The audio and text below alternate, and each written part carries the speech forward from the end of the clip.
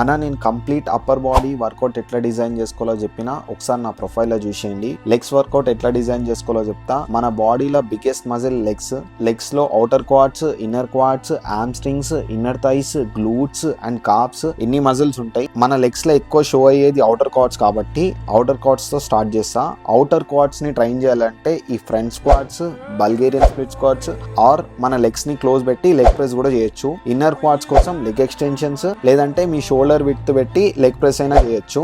Hamstrings కోసం leg curls or RDLs, inner thighs కోసం sumo squats or legs wide పెట్టి leg press కూడా చేయొచ్చు. గ్లూట్స్ కోసం hip thrust or glutes kick back, legs top లో పెట్టి లెగ్ ప్రెస్ కూడా చేయొచ్చు.